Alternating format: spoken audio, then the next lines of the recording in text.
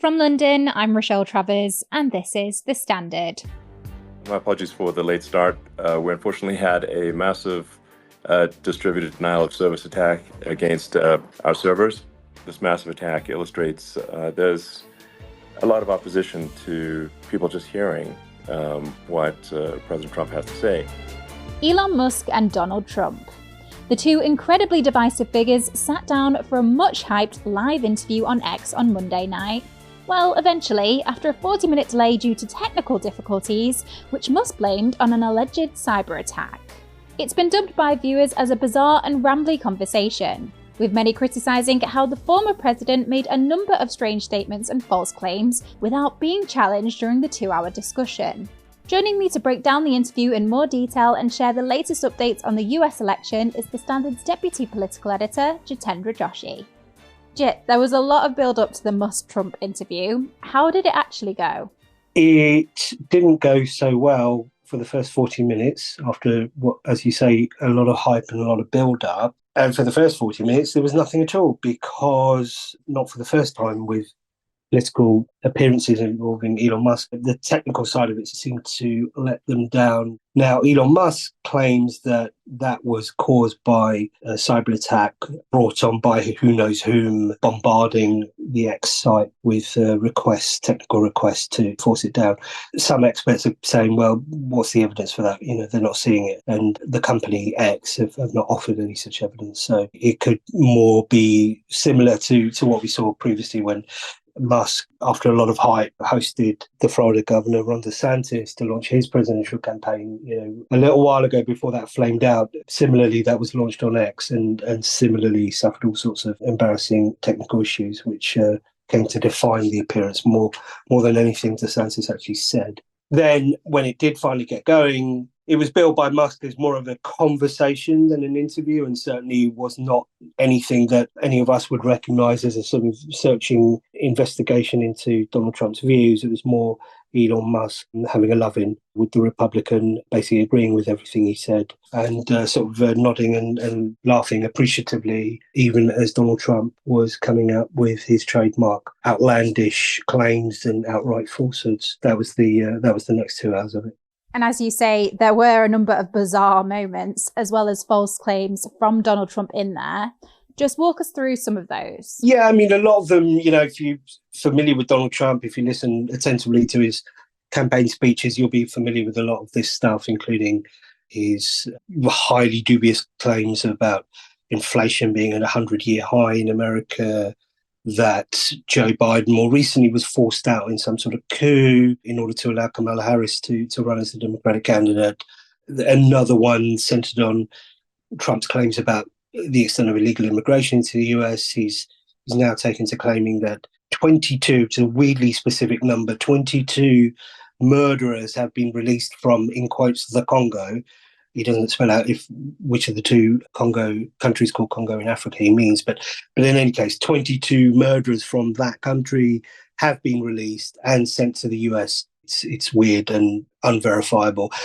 But the weirdest one was probably when Trump likened Harris to his own wife, Melania, kind of praising both their looks while trying to portray Kamala Harris as somehow unpresidential for the way she was portrayed on the cover of Time magazine in quite a sort of stylistic artist drawing. You could read that comparison as sort of saying, well, she's as good looking as my wife, or you could read it as saying, well, she looks inauthentic and not to be trusted, which goes back to something Trump has been, another weird claim of Trump, which is that Harris has only recently started claiming she's black. We could be a while here trying to explain what he means. It's weirdness, basically, and maybe some of his supporters will get the political point. Most other people are left scratching their heads.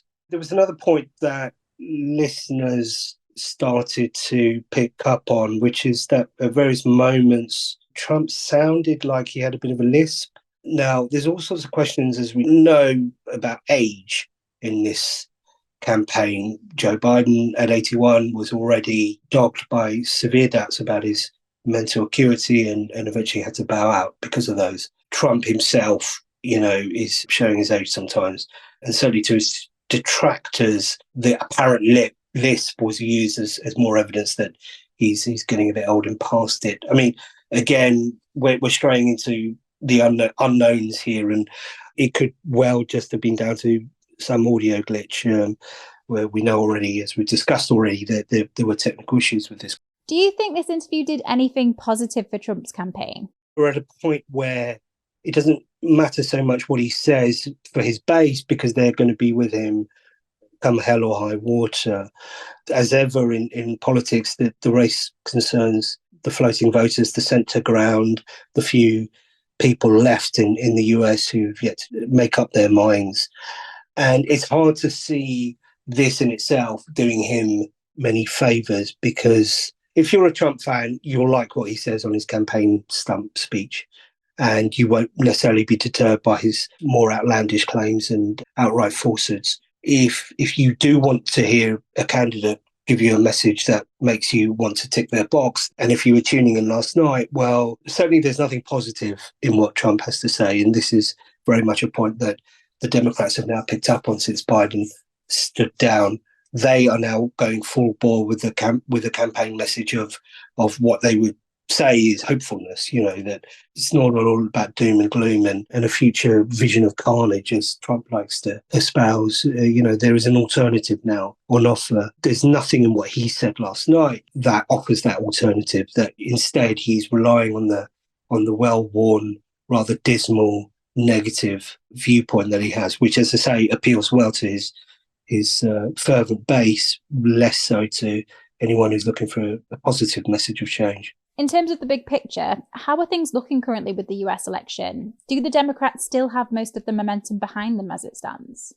Certainly, yeah. I mean, since Biden left the race has been transformed. The momentum is very much with the Democrats, to the extent that Trump has really been struggling to respond. One of his most fundamental flaws, which is arguing about perception, when things like crowd sizes, now trying to make out that Harris is faking the size of the crowd at her rallies. If you recall, on the very first day he entered the White House, this was exactly his complaint, that the media were minimizing the size of the crowd at his inauguration, unfairly making comparisons with the sort of numbers that Barack Obama used to draw. This sort of thing is an obsession with Trump, where perception matters more than reality. And it's all comes down to a sort of virility contest. Instead of playing that game, the Democrats have come back with a very different message now. They're no longer having to defend themselves over Biden's physical and mental stamina, and they're trying to articulate a more positive platform. And certainly that's the case with Harris's running mate, the Minnesota Governor, Tim Walz. So, and above all, they're carrying momentum going into their convention next week. The Democrats are, when they convene in Chicago next week. And traditionally, those conventions act as a platform to give a bit of a bounce to that particular party. Trump had his own bounce at the Republican convention, which came right after he just survived that assassination attempt in Pennsylvania. Whatever bounce he got from that, and whatever lift he's got from sympathy over the fact that he was nearly killed by an assassin, seems to have ebbed away now, and that momentum is now with the Democrats. However, the big question still facing Kamala Harris and her campaign is, what does she mean to do? What's her policy on the economy, on immigration, and in foreign policy? And she's only just beginning to articulate that. So there are big questions ahead. We've got a debate to come up between the two in September. There's a lot that could change between now and November. Let's go to the ads. Coming up in part 2, The Standard's junior fashion editor Joe Bromley reveals why Budgie Smugglers are making a comeback. Year-on-year searches are up for Budgie Smugglers 89%, and those for Speedos alone have more than doubled. The Standard podcast will be back in just a moment.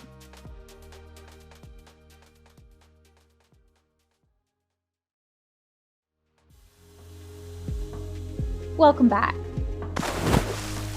Budgie Smugglers. It's a controversial piece of swimwear that is apparently having a bit of a resurgence in the UK. Despite Brits largely opting for a more modest swim short for many years now, they've remained a staple for many in other European countries.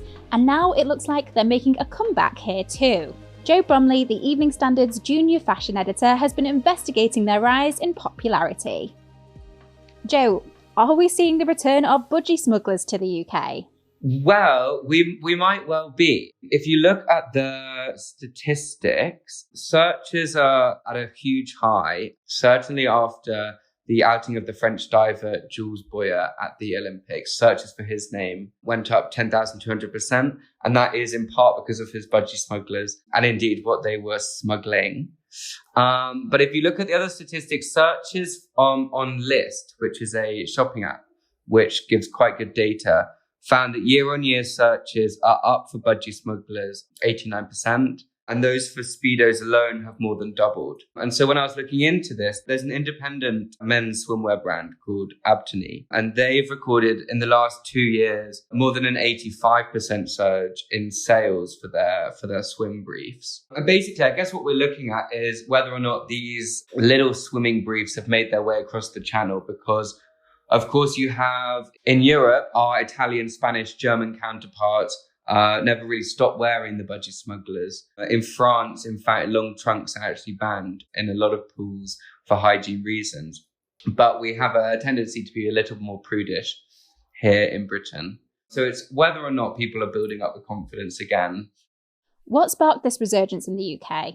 Well, it's been bubbling for a while. I think, as Luke Day, who's a big celebrity stylist here in London, said, men are really investing in their bodies at the moment. If you've paid X amount of money for a third space membership, you want to show it off.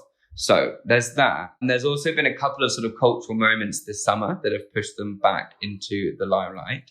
So in July, there was leaked photos of a Dolce & Gabbana campaign with Theo James, most famous from The White Lotus and also The Gentleman.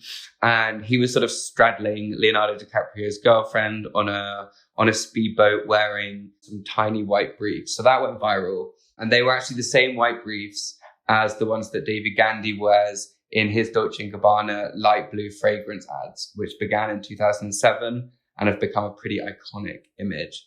So there was Theo James in July, and then obviously we had Olympic fever kick in. So there was Jules Boyer, the French diver, and of course we were all obsessed with Tom Daley and the rest of the Team GB divers. So yeah, and that kind of leans into the origins of the budgie smuggler or the Speedo as we know them today. So to go into a little bit of history about them, the sort of sport briefs first gained acclaim back in the 50s. When the Australian swimwear label Speedo then sponsored the Australian swimming team. That was the 1957 Melbourne Summer Olympics. They took home 8 gold medals, and kind of this image of a tiny trunk equaling sporting prowess kind of took hold. So by the 60s, because of their no drag design, they became very popular amongst water sport professionals. And then by the 70s and 80s, they sort of boomed into this fashion statement before reclining in popularity into the 90s.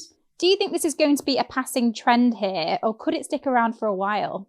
So the pros for them is, as well as showing off your body, they are sort of nicer, more free to swim with. For the same reason that divers like them, there is no drag and you are sort of free in the ocean. So I think the more people that try that out, the more people will be keen to carry that on. Another celebrity stylist I spoke to, Tom Stubbs, said that actually they're kind of the anti-trend. People that wear Speedos don't really care if they're trendy or not. They do them because they enjoy the feeling and they're feeling free. So in that sense, no. However, are they linked to a sort of fashion trend this summer? Potentially. I spoke to my friends and family for this piece to see what they thought. And actually it was a pretty divided pool between those that wanted to lean in and out. So it also raised a couple of anxieties, I suppose, for men and their bodies and the budgie smugglers in terms of the people that did not want to try them. And they sort of ranged from sort of uncontrolled body hair to worrying about their body, a couple of them about their age, and also quite a lot of consciousness over their endowment because, growers, not showers, were not keen on the idea. So in that case, I don't know. The trend is there for people that want to get involved, but there's always going to be reasons that people don't want to wear them. You can read more about these stories and others in the Standard newspaper or on our website, standard.co.uk. And that's it from this episode. This podcast will be back tomorrow at 4 p.m.